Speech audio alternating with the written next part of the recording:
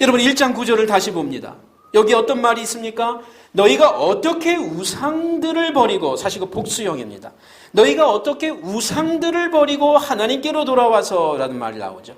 자, 이 말들이 지금 데살로니가 성도들이 말해서가 아니라 데살로니가 성도들을 알고 있는 사람들이, 그리고 디모데가 갔다 와서 하는 말입니다. 데살로니가 성도들은 바울로부터 복음을 받아들인 후 자신들의 우상들을 버린 것입니다. 즉 예수님을 모를 때 하나님이라고 알고 있었던, 신이라고 알고 있었던, 절대적이라고 알고 있었던, 꼭 필요하다고 갖고 있었던, 품고 있었던, 버릴 수 없다고 생각했던 것들, 그것들이 하나님을 알고 나니까, 예수를 믿고 나니까, 성경을 알고 나니까 이것이 우상들이 돼버린 것이에요. 여러분 오해하시면 안 돼요. 성경에서 우상들이라고 하는 것은 기독교인들의 관점에서 예수 그리스도를 믿는 신앙의 세계관으로 볼 때 우상들이 되어버린 것이지, 그전에는 뭐예요? 신이었어요. 진리였어요. 최고였어요. 꼭 있어야 될 것들이었어요. 이게 그냥 하찮은 우상이 되어버린 것이죠. 이것은 인생의 유턴, 완전히 반대 방향으로 가는 것입니다. 가던 길을 완전히 꺾는 것이에요. 그냥 옆으로 새는 정도가 아니라 완전히 돌이키는 것이에요. 인생 방향의 과감한 전환을 말하는 것입니다. 이들에게 과감한 인생 전환이 있었다는 것이에요. 그 이후에 예수 믿게 된 사람들은 이 인생 과감한 유턴 이후에 계속해서 방향이 조금 더 정밀해지는 것이에요. 이 인생 유턴이 없이 그냥 조금만 바뀌는 사람들은 성품이 조금 바뀌는 것 같지만 바뀌는 게 아니에요. 다시 본성이 또 나타납니다. 완전한 그리스도인으로서의 회개가 없이 자질구레한 회개는 회개가 아닌 것이에요. 완전히 자신의 죄로부터, 내가 나를 위해 살았다라고 하는 그 처절한 깨달음으로부터 하나님께로 완전히 돌이키는, 그게 진정한 회개인데, 그 회개 이후에 작은 회개들이 필요한 것이, 작은 회개들이 많다고 해서 진정한 회개가 있는 게 아니에요. 교회에 와서 하나님 잘못했습니다가 진정한 회개가 아닌 것이에요. 내 죄로 인해서, 이 죄가 뭐예요? 과거엔 죄라고 생각하지 않은 것이 죄인 거예요. 도둑질을 많이 한 그런 죄 아니 말고요. 너무나 열심히 살고 깨끗이 살았는데 지금 보니까 그게 하나님 앞에 너무 큰 죄였던 거예요. 왜요? 내가 내 인생의 주인이었거든요. 너무 열심히 살고 너무 정직하게 살려고 했고 다른 사람에게 피해 안 끼치려고 살았지만 그 모든 가치의 초점이 뭐예요? 나예요, 나. 내가 욕 안 먹으려고. 세상을 보는 안경이 바뀌어버린 것입니다. 인생의 잣대가 바뀌어버린 것이. 그러고 보니까 우상들로 발견된 것이에요.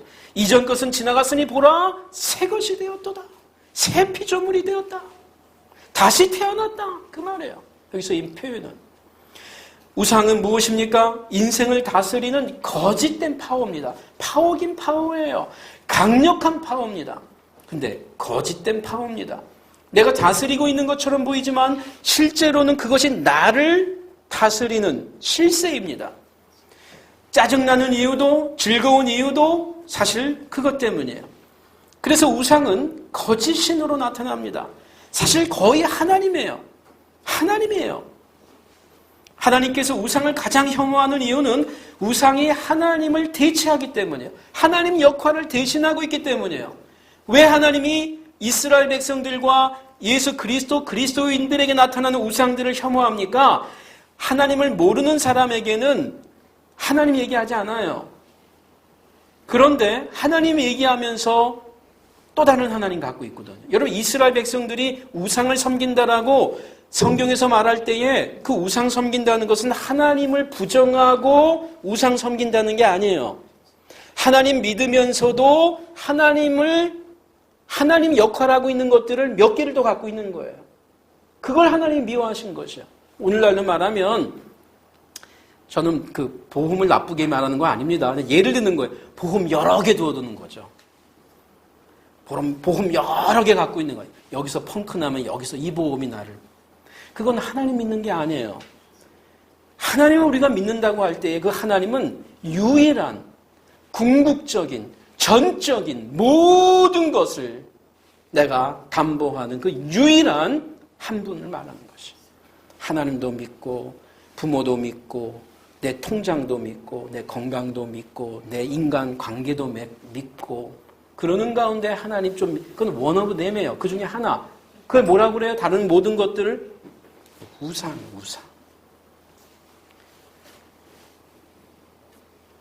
우상이란 표현은 하나님을 대신하거나 이게 시간이 오래 가면요 하나님보다 더 의지하고 경배하는 대상이 돼버립니다. 우리 시대의 6가지 우상이라는 책을 쓴 트레빈 왁스라는 목사가 있습니다. 이 원서는 영어 제목은 Holy Subversion인데 거룩한 전복, 완전히 뒤집어 엎는다는 말인데 우리 한글 번역으로는 우리 시대의 6가지 우상이라는 책으로 번역이 됐습니다. 여기서 우리 시대의 6가지 우상을 이 저자는 이렇게 소개합니다. 성공이라는 우상. 예수 믿어도 얼마든지 이런 우상들이 생깁니다. 돈, 레저, 스포츠를 포함한 레저. 우리가 여행하지 말자는 게 아니에요. 그런데 여행을 생각하면서 1년 계획을 짜냅니다. 자기 축구 경기 볼 거를 생각하면서 1년 계획을 짜요. 유럽 사람들이. 여러분 안 믿겨지죠? 그래요. 미국 사람들은 자기 좋아하는 팀의 야구, 농구팀의 1년 스케줄 갖고 여행 계획을 짜요. 내가 좋아하는 팀이 저쪽 원정 가면 그때 따라서 여행도 함께 갑니다. 비행기 티켓도 끊고. 그런 사람들이 어마어마하게 많아요. 그러니까 운동선수들이 그래서 연봉이 높은 거예요. 너무나 많은 사람들이 거기에 투자를 합니다. 투자하는 사람들이 너무나 많아요. 근데 여행 자체를 제가 우상이라고 하는 게 아니에요. 그런 거 말고요. 그 다음에 성, 권력. 이런 정치인들만 권력 그런 거 말하는 거 아닙니다. 일반인들, 조그만한 5명, 2명만 있어도요, 가정 안에도 권력 때문에 여러분 싸움이 일어나요. 강아지도 누가 권력이 있는지 금방 압니다. 이 파워라고 하는 게 아주 묘한 매력이 있거든요. 딱 굽실굽실 대거든요. 강아지도 자기에게만 오면은 딱 엎드리거든요. 자기가 힘 있는 걸 알고. 사람들이 자꾸 움직여 보세요. 그리고 무엇보다 이 6가지 우상 중에 마지막 그러나 가장 큰 우상으로 이 트레빈 왁스 목사는 자기 자신이라고 말해요. 자기 자신. 숨겨진 진정한 우상, 자기 자신.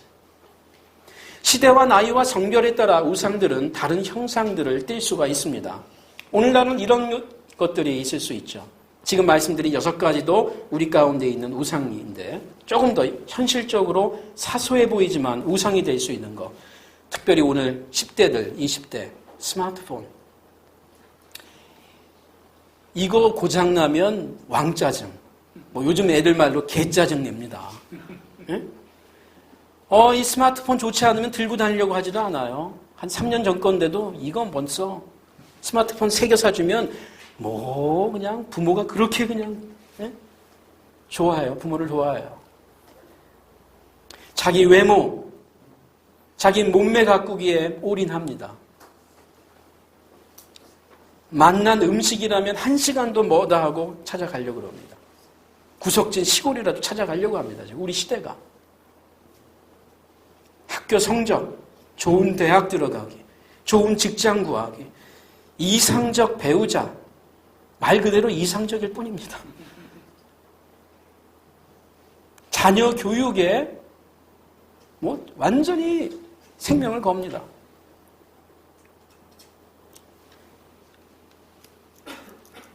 자동차, 아파트, 가수 아이돌 그룹. 아이돌이 뭐예요? 우상이라는 말이에요.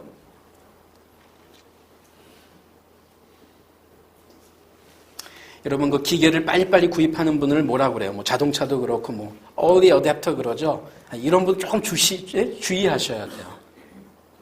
바울은 우상을 버리기 전의 상태를 에베소에서 이렇게 말합니다. 그때에 너희는 그 가운데서 행하여 이 세상 풍조를 따르고 공중의 권세 잡은 자를 따랐으니 곧 지금 불순종의 아들들 가운데 역사하는 영이라. 이 영의 세계가 있다는 거예요. 영의 세계가 있는데 불순종의 아들들, 예수 그리스도를 모르는 자들 가운데 역사하는 영. 예수 믿은 지 1년 넘었는데도 이걸 믿지 않으면요, 좀 이상한 겁니다. 성령은 믿는데, 예? 이 악령, 사단의 영이 없다고 생각하면 이건 참 큰일입니다. 전에는 우리도 그 가운데 우리 육체의 욕심을 따라 지내며 육체와 마음에 원하는 것을 하여 다른 이들과 같이 본질상 진노의 자녀이었더니 이 우상 버리기 전에 상황입니다. 우리는 그리스도인입니까? 그렇다면 저와 여러분이 물어봐야 됩니다. 내가 버린 우상들이 무엇이 있는가? 내가 올해는 무슨 우상을 버렸는가? 내가 작년에 버린 우상은 무엇이는가? 내가 작년에도 버렸지만 올해에도 계속 동일하게 버려야 될 우상은 무엇인가? 내가 시마다 때마다 쌓고 있는 우상들은 무엇인가? 그걸 물어보시기 바랍니다. 내가 포기하고 버리는 것이 없다면 하나님께 참으로 예배드리는 시간이 그만큼 더 지체가 됩니다. 데살로니가 성도들이 우상들, 즉 거짓 신들을 버릴 수 있었던 근거가 무엇입니까? 여러분, 어린아이들이 자기가 좋아하는 거 쥐고 있을 때 그거 뺏으려고 그러면 굉장히 어려워요. 그 손 힘이 얼마나 센지. 그런데 쉽게 뺏는 방법이 있습니다. 걔가 쥐고 있는 것보다 더 좋아하는 거 딱 주면 그거 싹 놓습니다. 우상을 우리가 버리려고 하는 거 결단해야 되지만 그건 못지않게 더 중요한 통로가 뭔지 아세요? 우상보다 더 좋아하는 것을 만날 때, 깨달을 때, 그게 바로 진짜 신이신 하나님을 만날 때입니다. 1장 9절에 너희가 어떻게 우상을 버리고, 자, 이건 거의 동시적인 거예요. 우상을 버릴 수 있었던 계기가 사실은 뭐예요? 하나님을 만났기 때문이에요. 너희가 어떻게 우상들을 버리고 하나님께로 돌아와서 살아계시고 참되신 하나님을 섬기는지와, 자, 그리스도의 두 번째 중요한 표식이 무엇입니까? 우상을 버린 정도가 아니고 적극적으로 하나님을 섬기는 거예요. 어떤 하나님? 성경의 하나님입니다. 성경의 하나님을 뭐라고 표현하고 있어요, 지금? 살아있고 참되신 하나님. 성경의 하나님은 늘 살아계신 분이고 늘 신실하신, 거짓이 없으신 하나님, 그 하나님을 섬기게 된다. 진짜를 발견했을 때 가짜를 버리게 돼 있어요. 여러분 혹시 짝퉁 명품 옷이나 지갑이 있습니까? 그거 여러분이 아무리 좋아해도 진짜 선물을 누가 해주면 그거 그냥 버리는 거지. 여기서 하나님께로 돌아왔다라는 표현은 하나님을 알게 되어 죄를 깨달아 이전에 죄악된 삶을 회개했다는 말이에요. 돌아왔다라는 말은 회개했다는 말이에요. 그러니까 우상들을 버릴 수 있었다라는 말은 무슨 말이에요? 하나님을 믿어서 참으로 회개한 자들이라는 말이에요. 옛날이나 지금이나 하나님께 회개하고 하나님께 새롭게 결단하게 됐다는 것은 하나님의 기적입니다. 하나님의 은혜입니다.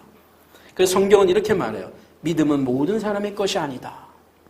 회개는 아무나 하는 게 아닙니다. 사랑도 아무나 하는 게 아니지만 회개는 아무나 할 수 있는 게 아니에요. 하나님의 영이, 하나님의 말씀의 역사가 함께할 때 회개가 일어납니다. 하나님의 은혜요, 기적입니다. 여러분 1장 4절 5절에서 이것을 이렇게 선언합니다. 성경 보세요. 하나님의 사랑하심을 받은 형제들아, 너희를 택하심을 아노라. 하나님이 너희를 구원한지 택한지를 내가 알 수 있다. 어떻게 알 수 있어요? 이는 왜냐하면 우리 복음이 너희에게 말로만 이른 것이 아니라, 우리가 말로 너에게 복음을 전했지만 말로만이 아니라, 이 말을 무시하는 게 아닙니다. 말로 전했지만 능력과 성령과 큰 확신으로 된 것이라. 능력, 하나님의 능력, 성령의 역사, 그리고 너희들 안에, 심령 안에 확신. 2장 13절을 또 봅니다. 이러므로 우리가 하나님께 끊임없이 감사함은, 2장 13절, 이러므로 우리가 하나님께 끊임없이 감사함은 너희가 우리에게 들은 바 하나님의 말씀을 받을 때에 사람의 말로 받지 아니하고, 분명히 사람의 말인데, 바울의 말이고 신라의 말이었는데 사람의 말로만 받은 것이 아니라 사람의 말인데, 예배 가운데에 주일날 말씀이 목사에게 선포되는데 사람의 말로만이 아니라 그것이 어떻게 해요? 하나님의 말씀으로 받음이니 진실로 그러하더라. 이 말씀이 또한 너희 믿는 자 가운데서 역사하느니라. 하나님의 능력과 성령의 역사와 성도 간의 피차 간의 그 확신이 하나님의 말씀으로 나타났다는 것이에요. 요약하면 데살로니가 성도들이 우상을 버리고 하나님을 예배하는 자리로 나오게 된 것은 하나님의 말씀 그리고 성령의 능력이었던 겁니다. 동시에 이 복음의 말씀이 성도들의 심령 안에서 감동과 큰 확신으로 나타났던 겁니다. 여러분 예배 가운데에서 성경을 읽을 때 확신이 들 때가 있습니까? 강한 감동이 옵니까? 그 성령의 역사예요. 로마서 10장 17절은 그래서 믿음은 들음에서 나며 들음은 그리스도의 말씀으로 말미암는다. 오늘 이 시대가 죄에 대해서 담대해지고 하나님을 예배하는 일을 우선되지 못하는 이유는 사람들이 성경을 하나님의 말씀을 읽고 들을 때 그냥 책으로만 읽고 듣기 때문입니다. 사람들이 눈에 보이는 파워에는 쩔쩔매면서 자기 직장에 조금만 높은 상사가 하는 말은 쩔쩔매면서 예배당 강단에서 선포되는 말씀이나 성경 말씀을 읽을 때에 하나님의 그 말씀을 무시합니다.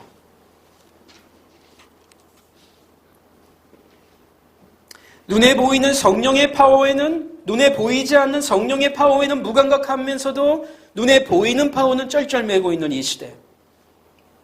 이런 시대에 성령의 역사, 영이신 하나님의 역사를 기대하기는 어렵습니다. 하나님의 말씀과 성령과 큰 확신은 지금도 사람을 변화시키는 하나님의 거룩한 수단들입니다.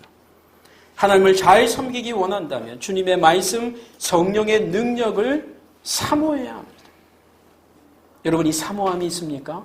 주일 예배당에 오려고 할 때 집을 나서면서부터 하나님께서 오늘 주일 나에게 또 무슨 하나님의 말씀을 목사님을 통해서 들려주실 것인가? 에 대한 사모함이 있습니까?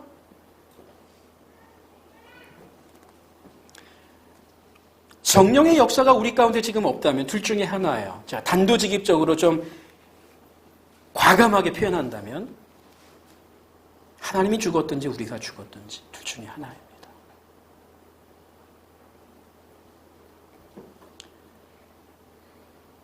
우리는 하나님이 살아계심을 믿는 자들입니다. 이 살아계신 하나님, 살아있는 말씀, 살아있는 성경에 살아있는 이라는 말이 참 많이 나와요. 살아있는 말씀, 항상 있고 쇠하지 않고 항상 있고 살아있는 말씀, 이 말씀을 믿습니까? 하나님이 인격적으로 얘기하는 거예요. 하나님의 말씀이 점점 흥황하여 갔다. 하나님의 말씀이 점점 왕성하여졌다. 이게 인격적인 표현이에요. 그냥 물체가 아니에요. 그냥 활자가 아니라고요. 성경을 읽는데 어느 순간 활자화된 성경이 나에게 살아있는 글자로 들어오는 경험을 해보십니까? 설교만이 아니라 주위에 가까운 성도들과 대화를 나누는데 그 성도의 말이 갑자기 나에게 크게 들리는 경험이 있습니까? 하나님의 음성처럼 들리는 경험이 있으십니까? 성령께서 지금 그 성도의 입술 가운데 함께 역사하면서 나에게 들려주시는 성령의 음성, 성령님이 살아계십니다.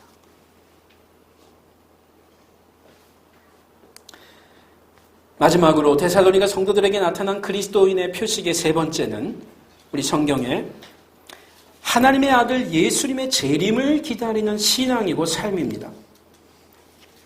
예수님의 재림 신앙은 갑자기 뚝 튀어나온 게 아니라 십자가의 죽으심의 사건의 의미, 그가 나를 위해 죽으셨다라는 그 사건의 의미, 그 예수의 십자가의 죽음이 그냥 한 청년의 죽음이 아니라 어느 순간 그의 죽음이 성경에서 읽으면서 내 죄로 인한 죽음이라는 게 다가오고 믿어지고, 그리고 그의 죽음 이후에 다시 일어나셨다는 것에 부활 사건이 믿어지고, 그리고 그분이 승천하셨고, 그리고 성령을 보내시고, 그리고 성경의 약속대로 다시 오시겠다라는 것이에요. 그 예수님의 재림을 믿는다는 것은 그냥 재림의 한 표현과 사건을 믿는 게 아니라 예수님의 연속적인, 이 구속사역의 연속적인 완성의 그 극치로서의 재림을 말하는 것이에요.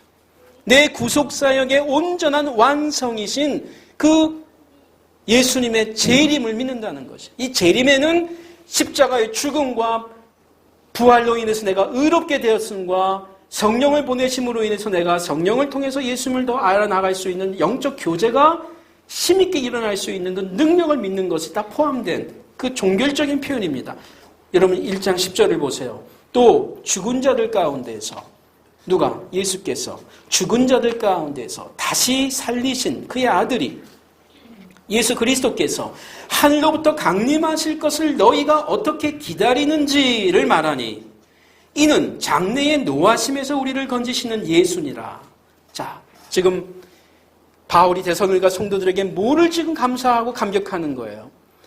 정상적인 사람이라면 미친 말이라고 할 만큼 믿지 못할 말을 나도 못 믿었고 바울도 못 믿었어요. 유대인이었지만 구약의 성경의 부활의 신앙의 메시지가 있었지만 그거를 그가 온전히 깨닫지 못하고 있었다가 그걸 깨닫고 난 다음에 자기도 그것을 믿을 수가 없어서 핍박했는데 그걸 나이가 깨달았죠. 성령의 역사 가운데 다메섹 도상의 회심 이후에 받아들여지고 믿어지고 그걸 선포하고 그리고 이제 유대인도 아닌 낯선 이방인들에게 데살로니가에서 와서 복음을 전했는데 이들에게 복음을 그냥 전한 거예요. 성경대로 예수님의 가르침, 부활하신 예수님의 가르침대로 너는 이방인의 사도로서 내가 너희를 보낸다. 이 말을 전하라. 너는 내 증인이다. 그 명령대로 순종하고 전했는데 그 말 전한 말대로 믿는 거예요. 데살로니가 사람들이, 갈라디아 사람들이, 고린도 사람들이 믿는 거예요. 바울이 지금 지난 1년 반, 2년을 되돌아보면서 데살로니가 성도들에게 편지를 보내면서 너무 감격스러운 거예요. 아무리 생각해봐도 이거는 내 지식도 아니고 그들의 지식도 아니고 고린도 전서에서 말하는 것처럼 세상 지식이 알 수 없는, 세상의 지혜가 알 수 없는 하나님의 지혜가 너에게 임했다. 성령이 너에게 임했다. 하나님의 영 외에는 그걸 알게 할 방법이 없는데 나에게도 임했고 너희들에게도 임했다. 그러면서 지금 다시 얘기하는 거예요. 성령의 큰 확신 가운데 임했다. 그래서 바울이 감격하는 거예요. 그러면서 얘기하는 거예요. 너희가 그리스도인이 되었구나. 우상들을 버렸구나. 하나님을 섬기고 있구나. 너희가 전에 몰랐던 그 아브라함이 하나님을 섬기게 되었구나. 그러나 이제 유대인만의 하나님이 아니라 우리 모든 인류의 하나님이시다. 그리고 이제 너희가 그 예수를 믿고 부활을 믿고 그 재림을 지금 기다린다고 하니 내가 감사하지 않을 수가 없다. 이 말을 하고 있는 것입니다.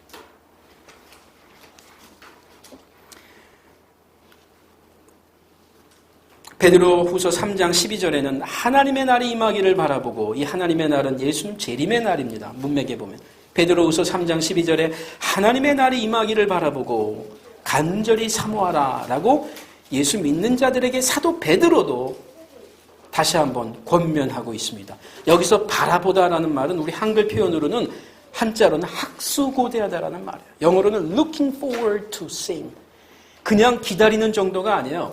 예수님의 재림을 그냥 기다리는 정도가 아니고 학수고대, 갈망하면서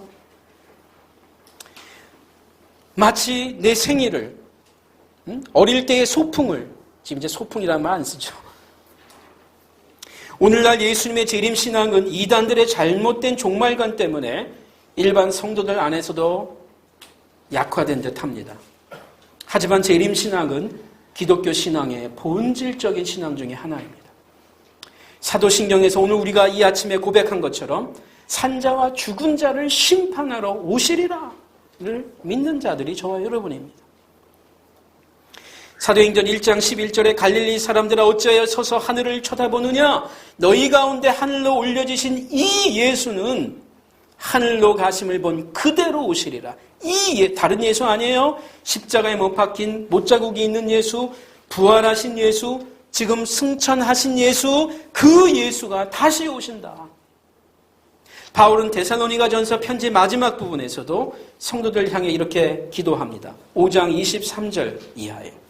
평강의 하나님이 5장 23절 평강의 하나님이 친히 너희를 온전히 거룩하게 하시고 또 너희의 온 영과 혼과 몸이 우리 주 예수 그리스도께서 강림하실 때에 재림하실 때에 흠없게 보존되기를 원하노라. 너희를 부르신 이 하나님은 미쁘시니 신실하시니 그가 또한 이루시리라. 우리 주님이 재림하실 때까지 너희가 신실하게 그 믿음을 지킬 것을 내가 믿는다 하면서 기도하고 있는 것이에요. 바울이 지금 데살로니가전서 1장, 2장, 4장, 3장 빼고 3장 있습니다. 3장, 4장, 5장 데살로니가전서 매장마다 예수님의 재림, 강림이라는 말을 언급하고 있어요.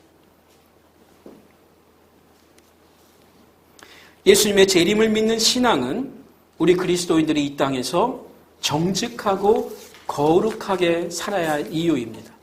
우리는 그냥 그리스도인이니까 우리는 그냥 정직하게 살자가 아니에요. 그냥 우리는 윤리적으로 잘 살자, 열심히 살자, 깨끗하게 살자라는 게 아니에요. 우리는 하나님을 믿기 때문에, 우리는 재림을 믿기 때문에, 하나님의 마지막 그리스도의 심판대에 우리가 다 쓸 것을 믿기 때문에, 그때 선악간의 모든 것을 다 드러내실 분임을 믿기 때문에, 이 세상에서 다 내가 억울함을 드러내지 못할지라도 마지막 날에 드러내실 것을 믿기 때문에 우리는 정직하고 거룩하게 살기를 힘쓰는 것입니다. 여러분, 어린아이들이 10대 예만 해당해도 10대 초반 부모가 떠나가 있다가 여행해서 저녁에 늦게 오면 엄마 아빠가 올 거 알면요 얘기한 거 좀 들으려고 합니다. 너 집안 청소 이렇게 이거 너무 어지럽히지 마라. 집을 나갈 때 너무 집이 어지럽힌 거예요. 자기 방에 장난감으로. 너 나 올 때까지 이거 잘 해놔라. 근데 엄마 아빠가 꼭 올 거라는 믿음이 없으면요 그러려고 할 가망이 없습니다.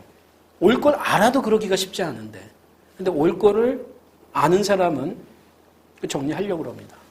귀찮고 힘들어도, 하기 싫어도. 안 좋은 일만이 아니라 좋은 일. 너 요구하면 아빠가 오면, 엄마가 오면 너 이거 이렇게 해줄게, 너 상 줄게, 너 칭찬해줄게, 뭐 해줄게, 너 이렇게 잘하면 아빠가 올 때 내내 치킨, 교촌 치킨 사올게. 그럼 더 신나는 거죠. 마지막 날. 성령으로 심은 모든 것들을 결산하는 날이 오기 때문입니다. 이런 재림신앙을 격려하면서 바울은 데살로니가 성도들에게 목양적 명령을 아끼지 않았습니다. 여러분 다시 한번 보세요. 5장 6절과 9절입니다. 데살로니가전서 5장 6절. 그러므로 우리는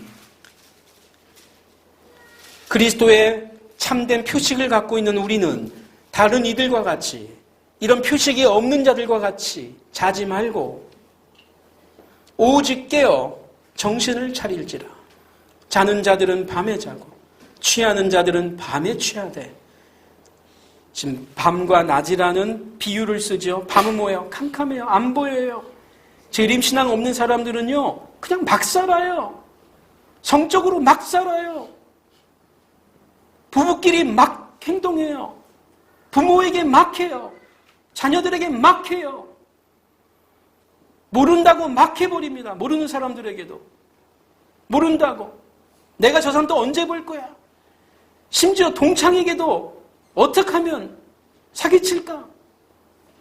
오랜만에 연락하는 동창 주의해야 됩니다. 예수 믿으면 동창이고 모르는 사람이고 그 안에 하나님이 개입하는 거예요. 성령님의 보이시 아니하시는 거룩의 영이 우리를 움직이는 거예요. 재림신앙이 우리를 움직이는 거예요. 그런 점에서 목사라고 장로라고 선교사라고 신학 교수라고 믿을 게 못 됩니다. 지금 이 시대가. 중요한 건 뭐예요? 그리스도인이냐가 중요한 거예요. 그러므로 우리는 다른 일과 같이 자지 말고 오직 깨어 정신을 차릴지라. 자는 자들은 밤에 자고 취하는 자들은 밤에 취하되 우리는 낮에 속하여 환하게 보이니.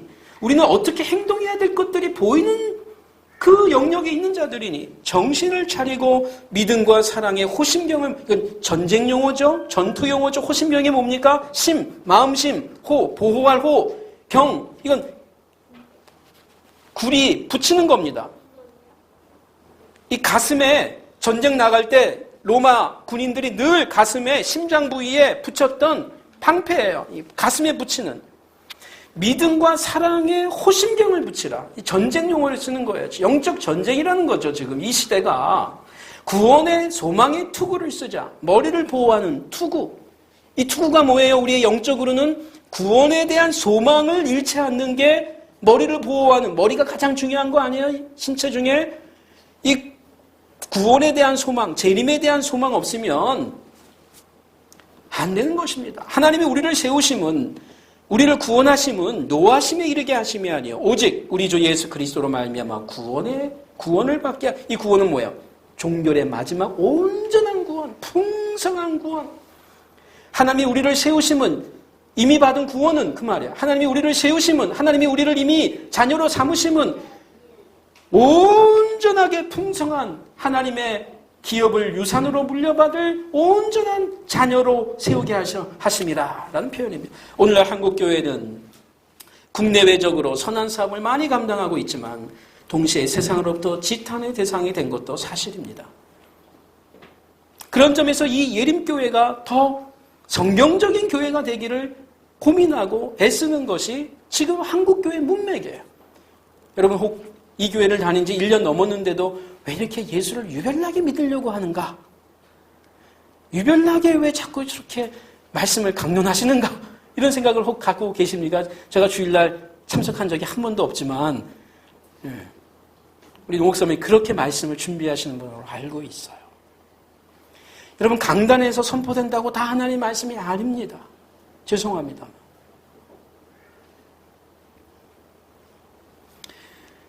여러분 지금 우리 시대에 한국 교회의 문맥에서 내가 지금 어떤 상황 가운데 예수를 믿고 있는지를 우리가 읽어야 돼요. 성경도 읽어야 되지만 내가 살고 있는 이 시대를 읽어야 됩니다.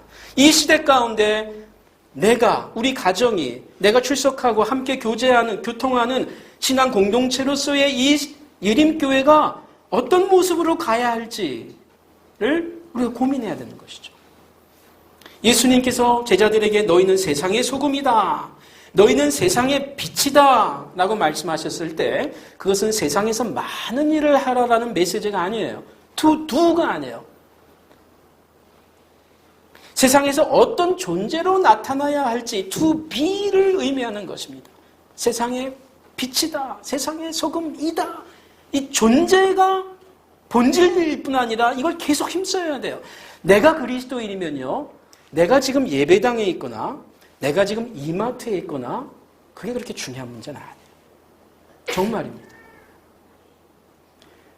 내가 그리스도인이 아니면 그리스도인처럼 보이기만 하면 예배당에 있는 게 중요한 거예요. 이 사람. 예배당에 있어서 그래도 하나님 말씀 계속 들어야 되죠. 응? 근데 내가 그리스도인이라는 다이아몬드면 다이아몬드 보석상에 있건 저쪽 광야 어느 곳에 떨어져 있던 보석인 것이에요. 치가 문제예요. 드러나는 것은. 작은 빛일지라도 그것이 빛이라면 어둠을 밝히는 것입니다. 적은 양의 소금일지라도 소금이면 짠맛을 내는 겁니다. 오늘 저는 여러분과 이 말씀을 나눈 것이에요. 그리스도의 참된 표식이 내 안에 있는가? 그리고 있다면 이것을 얼마나 더 감사하고 온전하게 여기면서 이것을 더 풍성하게 만들어 나가기를 원하는가? 더 우상들을 버리려고 하는가? 더 하나님을 섬기려고 하는가? 주님의 재림을 더욱 사모하고 있는가? 우리의 일상생활을 잠시 멈추고 주님께 예배드리는 오늘입니다. 2015년 12월 이 한 해의 끝자락 어느덧 우리가 도달했습니다. 우리의 분주한 삶이 무엇을 향하고 있는지, 어디로 향하고 있는지 확인할 수 있는 복된 시간이 이 주일입니다. 쉼표가 없는 악보는 없죠. 우리 인생의 노래가 아름답게 연주되기 위해선 매 주일이 우리 성도들에겐 인생의 쉼표가 되는 날입니다. 이날은 쉬어야 돼요. 목사님을 제외하고 쉬어야 돼요. 목사님은 주일 빼고 다른 날 분명하게 쉬는 날이 있어야 돼요. 안 쉬어갖고 지금 이렇게 병나신 거. 안식일을 지금. 예?